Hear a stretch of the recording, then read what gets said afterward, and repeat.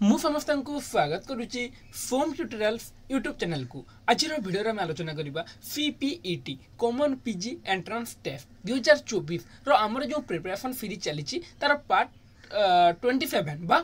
भाग 27 संपर्क में आम पूर्व अलरेडी 26 भाग पार्ट 26 आलोचना कर सारी से भितर थी आम प्राक सारला साहित्य अंतर्गत आमर जो अभिलेख हो आमर चर्या साहित्य हो आमर लोक साहित्य हो नाथ साहित्य हो मादला पांजी हो शैव साहित्य हो से सब आलोचना कर सारी तापर सारला युग संपर्क में पढ़ी आम सारला दास संपर्क में परवर्ती समय पढ़ा पंचसखा युग संपर्क में तापर पढ़ी कौन पंचसखा युगर समकालीन कवि आउ प्रागृति युगर कवि से संपर्क में अलरेडी आम आलोचना कर सारी जे भी भिडियो देखी ना डिस्क्रिप्शन लिंक अच्छे तुम जाकि देखिपार है जे भी वीडियो देखिपार और आम से अधिक आलोचना करवानी कहीं देख पाखापाखि 2 दिन है तो मोर असुविधा था तो से वीडियो अपलोड कर पार्टी से बहुत गुड़े कमेंट आसी तो पिलाने समस्त अनुरोध करुँचे व्यस्त होनी कहीं भी जिते पढ़े चलुचे पढ़ी चलो माने दिन दिन जो वीडियो अपलोड कर भी माने व्यस्त हेनी गोटे दिन 3टी 4टी वीडियो अपलोड करके मुझे तुम कोर्स को यथाशीघ्र समय तुम कोर्स को मेकअप करने को मुझे चाहिए। एवं आउ गोटे कथा जे कमेंट आसीला जे सीपीटी एंट्रांस डेट आसिला कि तो एजाए भी डेट आसीनी जो मैंने तुम बर्तमान यूट्यूब रे देखिबो तो बहुत माने कौन कर बहुत बढ़िया कवर पेज बन के लिखी दी हाँ एवं देख सीपीटी एंट्रांस आसिला तो सेमती कौन डेट आसीनी आसिले तुमको सांगे सांगे मो ऑफिशियल जो आम फार्म्स वेबसाइट आम जो ऑफिशियल नोटिफिकेशन आसे जो से आसिले जे आम जाने से दिन आम एग्जाम फेट नोटिफिकेशन तो यूट्यूब को माने भरसा करें समस्त केवल कवर पेज लिखिदेवे जे ए दिन डेट कहीं व्यूअर्स पढ़ार था ना तो से तुमने फेटा को देखिए मत पचार फार डेट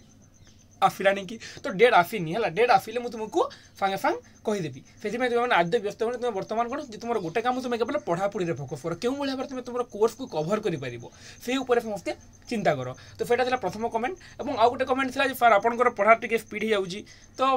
पिलाने देख तो प्रायतः पिलाने कमेंट कर स्पीड हो प्रायतः छुआ मैंने कमेंट कर फ्लो हो तो स्पीड फ्लो मैंने तुमको मुझे कही यूट्यूब जाकि तुम सेटिंग देखिपार तो जब भी असुविधा हो सतरे जब पढ़ार टे स्पीड हो तुम्हें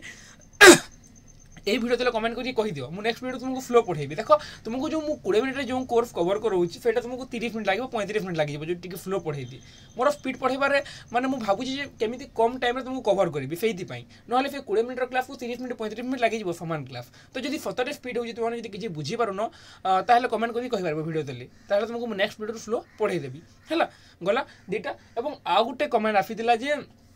क्यों भाव में सीपीटी जो प्रिपरेशन कर पढ़ापढ़ी कर टाइम टेबुल तो टाइम टेबुल पिला कहीहबनी कहीं देख तो समस्त भिन्न भिन्न कम केतबेले कहार काम था बर्तमान तो समस्त 6 सेमिस्टर सरी जाइए तो प्रायतः पिला किसी अन्य कम नथिबो केते जनकर पारिवारिक असुविधा थाए बा केते जनकर अन्य किसी काम थाए तो जो मानकर काम थाए से भिन्न टाइम तुम मैंने भिन्न टाइम माने प्रतिदिन तुम 3 ରୁ 4 घंटा पढ़ी पार सकालू संध्यारे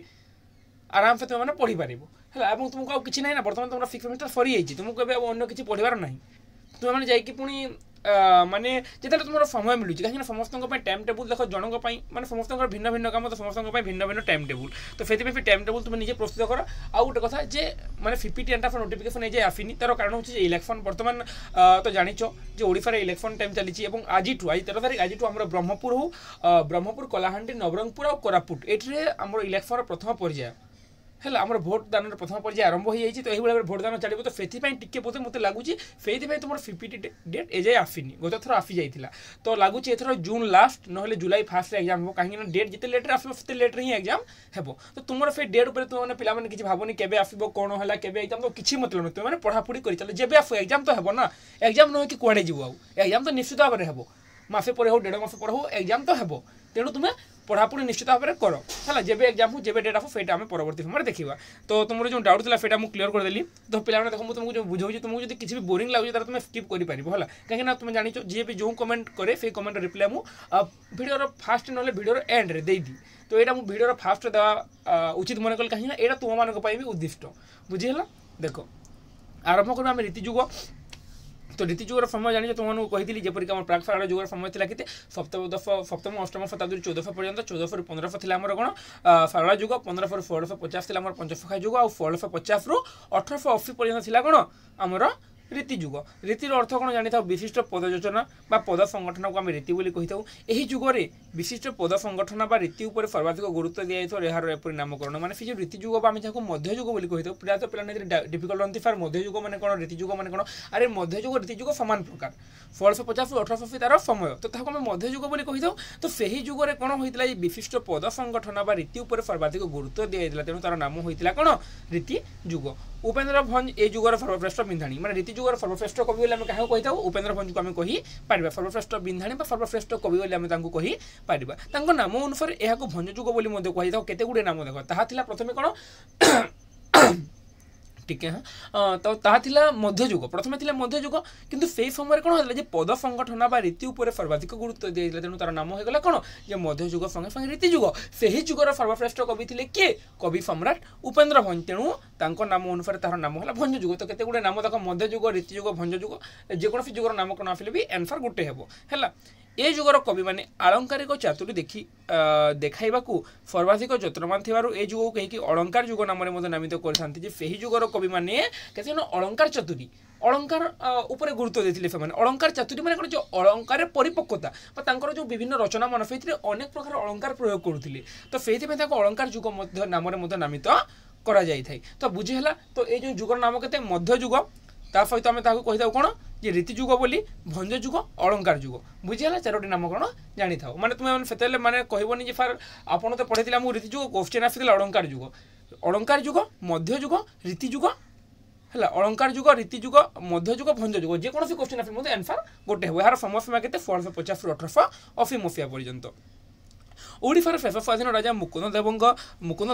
1568 ख्रीष्टाब्द गोहिर टिकेट युद्ध में परास्त निहित भाव ओडिशार शेष स्वाधीन हस्तमित होता मैंने कौन परीक्षा क्वेश्चन आसपे पे तो सहज क्वेश्चन आसवर चान्स नहीं बहुत सहज हो जाए बाकी जानी था जो ओडिशार शेष स्वाधीन राजा किए ओडिशार शेष स्वाधीन राजा होती मुकुंद देव और से लास्ट जो 1568 जे शासन करते 1568 माने ओडिशार संपूर्ण भाव स्वाधीनता लोप पाई जाइतिला 1568 परवर्ती काल में ओडिशा अफगान शासक मान अधीन रही 1592 बेलू ओडिशा मोगल मान मैंने धीरे धीरे ओडिशार शेष स्वाधीन राजा मैंने देखो तुम जानिच जो ओडिशार राजवंशर इतिहास केते पुराना केते दिन ओडिशार राजा मैंने शासन कर राजा राजा शासन चली किंतु 1568 ख्रीष्टाब्द में मुकुंद देव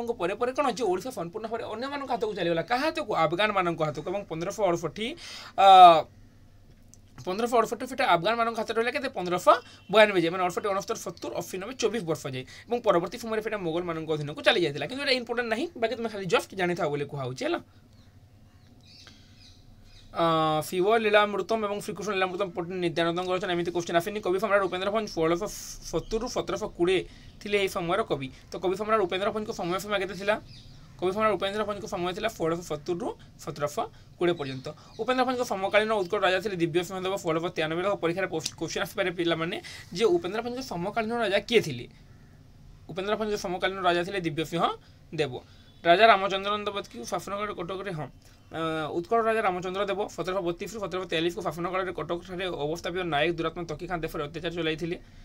तो यहाँ भी एमती क्वेश्चन आसबनी जानी था खाली संस्कृत साहित्य लघुत्रय देख संस्कृत साहित्य लघुत्रय होती रघुवंश कुमार संभव आउ मेघदूत और संस्कृत साहित्य गुरुत्रय होती किरात जून्य शिशुपाल पद और नैपद्य चरित जानी था बाकी एमती डीप क्वेश्चन देवनी बाकी जानी था संस्कृत साहित्य लघुत्रय किए और संस्कृत साहित्य गुरुत्रय किए बुझीपार बर्तमान रीतिजुग संपर्क में आलोचना कर सारा बर्तमान जी आम से रीतिजुगर प्रमुख कवि मान पाखक तो प्रथम आलोचना करें क्या संपर्क में धनंजय भंज संपर्क में कवि सम्राट उपेन्द्र भंज पितामह और घुमुफा राजवंशर प्रख्यात कवि धनंजय भंज बहु गौरवर अधिकारी थे पितामह कवि सम्राट उपेन्द्र भंज पितामह माने पिता पिता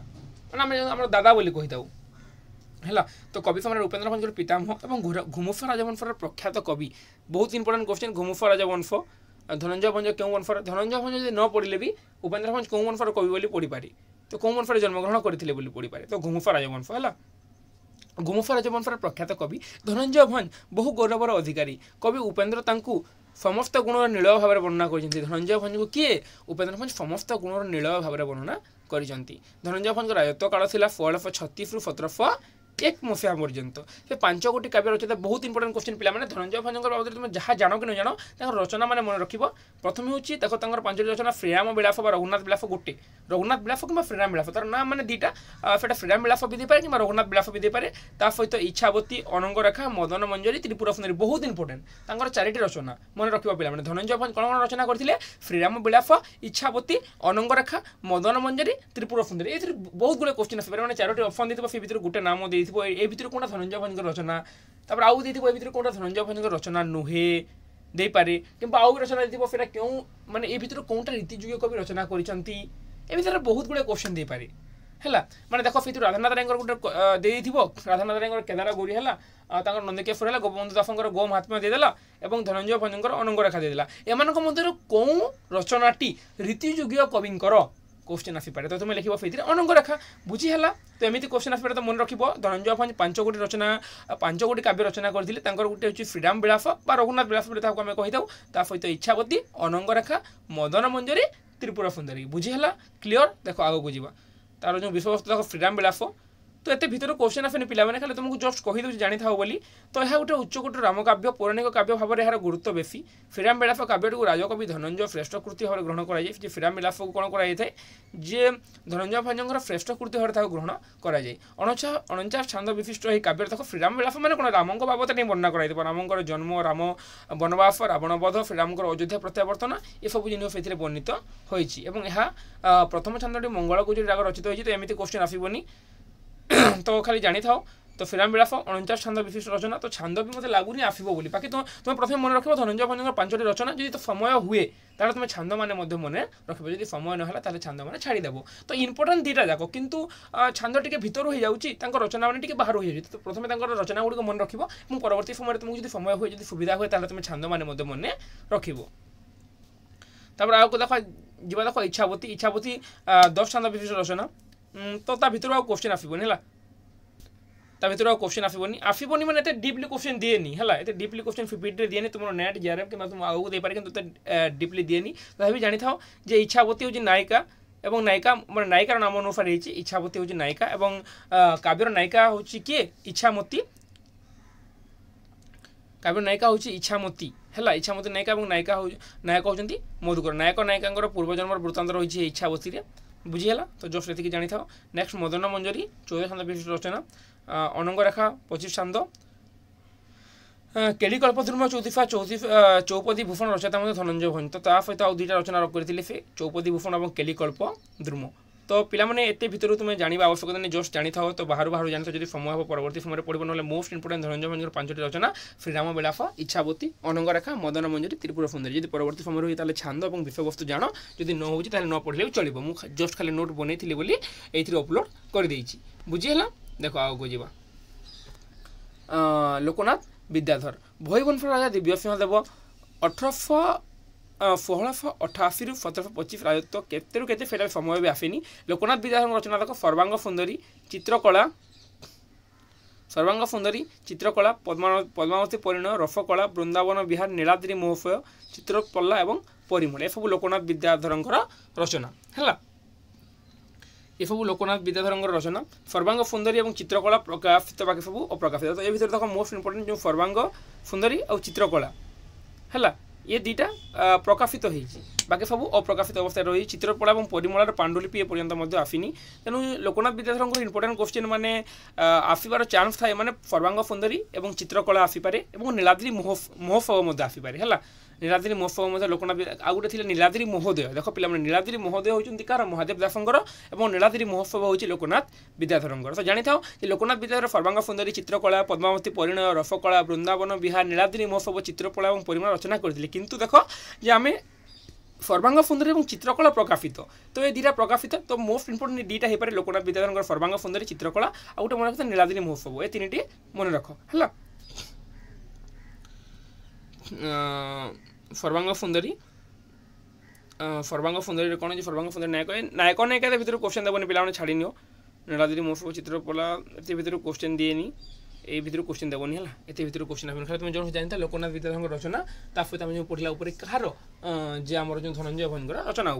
नेक्स्ट आम दीनकृष्ण दास ରୀତିଯୁଗର କବି ଭାବରେ ଯାହାଙ୍କର ରଚନାବଳୀ ଓଡ଼ିଆ ସାହିତ୍ୟକୁ ଦେଇଥିଲା ନୂତନ ଦିଗଦର୍ଶନ, ଯାହାଙ୍କ କାବ୍ୟ ହେଉଛି ରଫର ଅଫରନ୍ତି ଉଫ, ସେ ଜଣକ ହେଉଛନ୍ତି ଦୀନକୃଷ୍ଣ ଦାସ। ସପ୍ତଦଶ ଶତକର ଆଦି ପାଦରେ ତାଙ୍କର ଜନ୍ମ, ତାଙ୍କର ଜୀବନ ତାଙ୍କର ଦୁଃଖଦ, ବିଧାତାର ଦାରୁଣ ଅଭିଶାପରେ ସେ ବ୍ୟାଧିଗ୍ରସ୍ତ, ଦାରିଦ୍ର୍ୟର କଫାଘାତରେ ସେ କଫିତ ନିର୍ଯାତିତ, ମାତ୍ର ଜୀବନର ସମସ୍ତ ଦୁଃଖ କଫଣକୁ ନୀଳକଣ୍ଠ ସମ ଆକଣ୍ଠ ପାନ କରି ସେ ଦେଇଛନ୍ତି ଓଡ଼ିଆ ସାହିତ୍ୟକୁ ତାଙ୍କର ପ୍ରସିଦ୍ଧ ଗ୍ରନ୍ଥ। ତ ଏତେ ଗୁଡ଼ିଏ ଇମ୍ପୋର୍ଟାଣ୍ଟ କ୍ୱେଶ୍ଚିନ୍ ଏଇଟା ଖାଲି ଜାଣେ ତାଙ୍କର ପ୍ରସିଦ୍ଧ ଗ୍ରନ୍ଥ ରୋଫ କଲ୍ଲୋଳ, ବହୁତ ପ୍ରସିଦ୍ଧ ପିଲାମାନେ ପରୀକ୍ଷାରେ ପ୍ରଶ୍ନ ଆସେ ଯେ ରୋଫ କଲ୍ଲୋଳ କାହାର ରଚନା, ତୁମେ ଲେଖିବ କାହାର, ଦୀନକୃଷ୍ଣ ଦାସଙ୍କର ରଚନା, ଏବଂ ତା ସହିତ ଆର୍ତ୍ତତ୍ରାଣ ଚୌଦୁଫା। কবি দীনকৃষ্ণ প্রসিদ্ধ কাব্য রসকল্লোল পদলালিত্য যোଗୁଁ ଓଡ଼ିଆ ସାହିତ୍ୟରେ ସ୍ୱତନ୍ତ୍ର ସ୍ଥାନ ଦାବି କରେ। ତ କାହା ପାଇଁ ରସକଲ୍ଲୋଳ, କାହା ପାଇଁ, ଯେ ପଦଲାଳିତ୍ୟ ପାଇଁ ଓଡ଼ିଆ ସାହିତ୍ୟରେ এই ଦୀନକୃଷ୍ଣ ଦାସଙ୍କ ରସକଲ୍ଲୋଳ ଗୋଟେ ସ୍ୱତନ୍ତ୍ର ସ୍ଥାନ ଦାବି କରେ। তো ଏବେ ଦେଖ ରସକଲ୍ଲୋଳ କେତେ ଛାନ୍ଦ ବିଶିଷ୍ଟ, 34 ଛାନ୍ଦ ବିଶିଷ୍ଟ। ତୁମକୁ ମୁଁ କହିଥିଲି ଯେ ଉପରେ ମାନେ ଛାନ୍ଦ ପଢ଼ିବାର ଆବଶ୍ୟକତା ନାହିଁ, କିନ୍ତୁ ଏଇଟା ବହୁତ ଇମ୍ପୋର୍ଟାଣ୍ଟ ପିଲାମାନେ। ରସକଲ୍ଲୋଳ ତୁମେ ମାନେ ଛୋଟ ଦିନରୁ ଶୁଣୁଥିବ, ସେଟା ଦୀନକୃଷ୍ଣ ଦାସଙ୍କ ରଚନା ଏବଂ ସେଟା 34 ଛାନ୍ଦ ବିଶିଷ୍ଟ ରଚନା। ତ ଏହାର ବିଷୟବସ୍ତୁ ଟିକେ ପଢ଼ିବା, ଯେଉଁଟା ବେଶୀ ଇମ୍ପୋର୍ଟାଣ୍ଟ ତାର ବିଷୟବସ୍ତୁ ମଧ୍ୟ ଆମେ ଟିକେ ପଢ଼ି ନେବା। ଏହା ରାଧାକୃଷ୍ଣ ଏବଂ ଗୋପୀକୃଷ୍ଣ ଲୀଳା ଆଧାରିତ ଗ୍ରନ୍ଥ। ଆରମ୍ଭ ହୋଇଛି କମ୍ଭୁକଟକର ନାୟକ ଶ୍ରୀଜଗନ୍ନାଥଙ୍କର ବନ୍ଦନାରେ। କେଉଁଥିରେ ରସକଲ୍ଲୋଳ କେଉଁଥିରେ ଆରମ୍ଭ ହୋଇଛି? କମ୍ଭୁକଟକର ନାୟକ ଶ୍ରୀଜଗନ୍ନାଥଙ୍କର ବନ୍ଦନାରେ। ତାପରେ ଗ୍ରନ୍ଥର ବିଷୟବସ୍ତୁ ଆଗେଇ ଚାଲିଛି। କନଫାଜି ରାକ୍ଷସ ପ୍ରକୋପ, ଏମିତି କୋଶ୍ଚିନ୍ ଆସିନି ଛାଡ଼। ତ କ ଅକ୍ଷର ନିୟମ ରଚିତ, ଅର୍ଥାତ୍ ଏହାର ରଚନା ଆରମ୍ଭ କ ପକ୍ତିରୁ ଆରମ୍ଭ ହୋଇଥାଏ। ତ ରସକଲ୍ଲୋଳର ଆଦ୍ୟରେ କ'ଣ କରୁ ଆରମ୍ଭ ହୋଇଥାଏ। ମଧ୍ୟଯୁଗୀୟ ଓଡ଼ିଆ ସାହିତ୍ୟରେ ମହାନ କବିତ୍ରୟଙ୍କ ମଧ୍ୟରେ ସେ ହେଉଛନ୍ତି ଅନ୍ୟତମ। এই মহান কবিত্রয় হচ্ছেন, দেখো যে মধ্যযুগীয় ওড়িয়া সাহিত্যের যে মহান কবিত্রয়, যে মহান কবি তিন জনক উপরে আমি আলোচনা করবা, সেমানে হচ্ছেন উপেন্দ্র ভঞ্জ, দীনকৃষ্ণ দাস এবং অভিমন্যু সামন্ত সিংহার। তো সে যে কবিত্রয়, যে মহান কবিত্রয় কেউ যুগর, মধ্যযুগর বা রীতিযুগর, তাঙ্ক মধ্যরু কিয়ে? যে দীনকৃষ্ণ দাস অন্যতম। এই প্রতিভাধর কবিত্রয়ଙ୍କ কাব্য বৈশিষ্ট্য সম্পর্কে পণ্ডিত মৃত্যুঞ্জয় রথ লিখিলে যে পরীক্ষার প্রশ্ন আসিপারে পিলামানে এইটা। উপমাভঞ্জ বিরস্য তস্যবচর্থ গৌরবম কল্লোলে পদ লালিত্যম সন্তি চিন্তা মণিত্রহ। এটা কে লিখিলে? এটা লিখিলে মৃত্যুঞ্জয় রথ। তো এই কোটেশন মনে রখিলে বি এটা খালি জানিথাও, উপমা ভঞ্জ বিরস্য টিকে খালি মনে রখিথাও। তো কে লিখিলে পরীক্ষার পড়িলে? মৃত্যুঞ্জয় রথ। তো এইথিরে যে কবিত্রয়, যে মধ্যযুগ বা রীতিযুগর যে কবিত্রয় উপেন্দ্র ভঞ্জ, দীনকৃষ্ণ দাস এবং অভিমন্যু সামন্ত সিংহার, এই তিনজন হচ্ছেন কবিত্রয়। পণ্ডিত রথ মহাশয়ଙ୍କର এই উক্তিটি বাস্তবিক যথার্থ। কবি দীনকৃষ্ণ দাসଙ୍କର ପ୍ରସିଦ୍ଧ କାବ୍ୟ ରସକଲ୍ଲୋଳ ପଦଲାଳିତ୍ୟ ଯୋଗୁଁ ଓଡ଼ିଆ ସାହିତ୍ୟରେ ସ୍ୱତନ୍ତ୍ର ସ୍ଥାନ ଦାବି କରେ ବୋଲି ମୁଁ ତୁମକୁ ପୂର୍ବରୁ ବି କହିଛି। କର ଆଜ୍ଞାଫୁର ପ୍ରଭୁ ଏତେକ କହୁ ଦୀନକୃଷ୍ଣ କୃଷ୍ଣ ଅନେକ। ତ Rasakallola of the web delight ବୋଲି, ହଁ ତ ଛାଡ଼, ଏଇଟା ଇମ୍ପୋର୍ଟାଣ୍ଟ କ୍ୱେଶ୍ଚିନ୍, ଏଇଟା ଜାଣ। ଦ ରସକଲ୍ଲୋଳ ଅର୍ ୱେବ୍ ଅଫ୍ ଡିଲାଇଟ୍ ବୋଲି କିଏ କହିଛନ୍ତି? ଜନ୍ ବିମ୍ସ କହିଛନ୍ତି। ତ ଆମେ ଆଲୋଚନା କଲା ପିଲାମାନେ କାହା ଉପରେ? রসকল্লোল উপরে আমি আলোচনা করে সারি। রসকল্লোল জানিল, রসকল্লোল কাহার রচনা? দীনকৃষ্ণ দাসঙ্কর রচনা। সেটা কেতে ছান্দ বিশিষ্ট? রসকল্লোল 34 ছান্দ বিশিষ্ট এবং ক আদ্য অক্ষরে। রসকল্লোল কেউ আদ্য অক্ষরে আরম্ভ? আদ্য অক্ষর মানে কোণ? যে সে যে রসকল্লোল যে প্রত্যেকটি ছান্দ যে আরম্ভ হয়েছিল সেটা ক আদ্য অক্ষর আরম্ভ হয়েছিল। তো জানিল রসকল্লোল কাহার রচনা? দীনকৃষ্ণ দাসঙ্কর রচনা। রসকল্লোল কেতে ছান্দ বিশিষ্ট? 34 ছান্দ বিশিষ্ট এবং সেটা ক অক্ষর নিয়মে রচিত হয়েছে। বুঝিলা? এবং সেই যে কবিত্রয়, সেମାନଙ୍କ ମଧ୍ୟରେ ତିନି ଜଣ କବିତ୍ରୟ କିଏ? ଉପେନ୍ଦ୍ର ଭଞ୍ଜ, ଦୀନକୃଷ୍ଣ ଦାସ ଏବଂ ଅଭିମନ୍ୟୁ ସାମନ୍ତ ସିଂହାର। ଏବଂ ଆଉ ଗୋଟେ ଦ ରସକଲ୍ଲୋଳ ଅର୍ ୱେବ୍ ଅଫ୍ ଡିଲାଇଟ୍ ବୋଲି କିଏ କହିଛନ୍ତି? ଜନ୍ ବିମ୍ସ କହିଛନ୍ତି। ଆଉ ଗୋଟେ ରସ ବିନୋଦ ଗ୍ରନ୍ଥରେ କବି ଦୀନକୃଷ୍ଣ ଦାସଙ୍କର ଅନ୍ୟତମ କାଳଜୟୀ ରଚନା। ଏହି ଗ୍ରନ୍ଥଟି ରସକଲ୍ଲୋଳ କାବ୍ୟ ରଚିତ ହେବା ପୂର୍ବରୁ ଆତ୍ମପ୍ରକାଶ କରିଛି। ରସକଲ୍ଲୋଳ ପୂର୍ବରୁ ହିଁ ରସ ବିନୋଦ, କାହାର? ଦୀନକୃଷ୍ଣ ଦାସଙ୍କ ରସ ବିନୋଦ ରଚିତ ହୋଇଛି ବୋଲି କୁହାଯାଇଛି। ଏଥିରେ ମୁଖ୍ୟତଃ ନିତ୍ୟସ୍ଥଳ ବର୍ଣ୍ଣନା କରାଯାଇଛି। ତ ଏ ରସ ବିନୋଦର ଛାନ୍ଦ ସଂଖ୍ୟା 42, କିନ୍ତୁ ଏଇଟା ଇମ୍ପୋର୍ଟାଣ୍ଟ ନୁହେଁ। ଇମ୍ପୋର୍ଟାଣ୍ଟ ଥିଲା ଆମର କ'ଣ? ଯେ ରସକଲ୍ଲୋଳ। ତ ଜାଣିଥାଅ ରସ ବିନୋଦ ଏବଂ ତାହାର ଛାନ୍ଦ ସଂଖ୍ୟା ବି ଯଦି ହେଉଛି ତାହେଲେ ମନେ ରଖ 42 ବୋଲି। ନେକ୍ସଟ ନାମରତ୍ନ ଗୀତା, ସେଟା ସେତେ ଇମ୍ପୋର୍ଟାଣ୍ଟ ନୁହେଁ। ଜଗମୋହନ ଛାନ୍ଦ ଇମ୍ପୋର୍ଟାଣ୍ଟ ନୁହେଁ। ନାବ କେଡ଼ି ବି ସେତେ ଇମ୍ପୋର୍ଟାଣ୍ଟ ନୁହେଁ। ଖାଲି ଯେଉଁ ଜାଣିଥାଅ ଦୀନକୃଷ୍ଣ ଦାସଙ୍କର ରଚନା ବୋଲି, ହେଲା। ভূতকেলী, প্রস্তাব সিন্ধু, রাধাকৃষ্ণ চৌতিফা, কমলাকান্ত চৌতিফা, গুণসাগর, রসসমুদ্র, ফনফার বোধন, অমৃত সাগর, মুক্তিসাগর, কলিযুগা শাস্ত্র, ধর্মসাগর, নারকাসুর, এইভাবে অনেক ଗୁଡ଼ିଏ রচনা কিଏ କହିଛନ୍ତି? দীনকৃষ্ণ দাস এসବୁ রচনা କରିଛନ୍ତି। ତ ବୁଝିହେଲା। ଦୀନକୃଷ୍ଣ ଅନେକ ଗୁଡ଼ିଏ ରଚନା କରିଛନ୍ତି, ଯେପରି ତାଙ୍କ ରସବିନୋଦ, ରାମରତ୍ନ ଗୀତା, ଜଗମୋହନ, ଛାନ୍ଦ, ନାବକେଳି। ତ ସେ ଭିତରୁ ମୁଖ୍ୟ କ'ଣ ଯେ ଯାହାକୁ ନେଇକି ପ୍ରାୟତଃ କୋଶ୍ଚିନ୍ ଆସେ ସେଇଟା ହେଉଛି ରସକଲ୍ଲୋଳ। ଦୀନକୃଷ୍ଣ ଦାସଙ୍କର ରସକଲ୍ଲୋଳକୁ ନେଇକି ପ୍ରାୟତଃ କୋଶ୍ଚିନ୍ ଆସିଥାଏ। ନେକ୍ସଟ ଆମେ ଆଲୋଚନା କରିବା ଭୂପତି ପଣ୍ଡିତଙ୍କ ଉପରେ। ଭୂପତି ପଣ୍ଡିତଙ୍କର ଅନବଦ୍ୟ ସୃଷ୍ଟି ହେଉଛି ପ୍ରେମ ପଞ୍ଚାମୃତ। ମୋଷ୍ଟ ଇମ୍ପୋର୍ଟାଣ୍ଟ, ତାହାକୁ 10 ଅଧ୍ୟାୟ ବିଶିଷ୍ଟ ଜାଣିଥାଅ ଯେ ପ୍ରେମ ପଞ୍ଚାମୃତ କାହାର ରଚନା? ପ୍ରେମ ପଞ୍ଚାମୃତ ହେଉଛି ଭୂପତି ପଣ୍ଡିତଙ୍କର ରଚନା। ତ ଏହା ବାଦ ଆଉ କୋଶ୍ଚିନ୍ ଆସେନି। ଉଦ୍ଧବ ଚୌତିଫା, ଭୂପତି ଚୌତିଫା ରଚନା କରିଥିଲେ ଭୂପତି ପଣ୍ଡିତ, କିନ୍ତୁ ଏତେ ଭିତରୁ କୋଶ୍ଚିନ୍ ଦେଇନି। ଖାଲି ଜଷ୍ଟ ଜାଣିଥାଅ ଗୋଟେ ରଚନା ପାଇଁ ଭୂପତି ପଣ୍ଡିତ ପ୍ରସିଦ୍ଧି ଅର୍ଜନ କରିଥିଲେ। ସେ କ'ଣ? ପ୍ରେମ ପଞ୍ଚାମୃତ ପାଇଁ ଭୂପତି ପଣ୍ଡିତ ପ୍ରସିଦ୍ଧି ଅର୍ଜନ କରିଥିଲେ, ହେଲା। नेक्स्ट तक आलोचना करबा नीलकंठ भंज को ऊपर नीलकंठ भंज उपेन्द्र भंजर पिता थिले नीलकंठकर नाम दुईटी गीतिका दृष्टिगोचर हुए ताऊ परक्रिया नायिका दर्शन यहाँ किसी क्वेश्चन आसे नीलकंठ भंज खाली जानी था नीलकंठ भंज उपेन्द्र भंजर पिता थिले और धनंजय भंजर पुत्र थे तो मुझे तुमको आम धनंजय भंज को आलोचना कला कौन कही धनंजय भंज को आम आलोचना कला कही उपेन्द्र भंजर पितामह होती धनंजय भंज तो प्रथम धनंजय भंज पुत्र नीलकंठ भंज और पुत्र होती उपेन्द्र भंज तो नीलकंठ भंजर कौन भी रचना से प्रसिद्ध नुहे केवल जानी था नीलकंठ भंज होती उपेन्द्र भंजर पिता बोली बुझीगला नेक्स्ट आम रही कवि सम्राट उपेन्द्र भंज देखी जाओ केते अच्छी तापर आलोचना करबा हमर एक बहुत गुड़े अच्छी बोधे है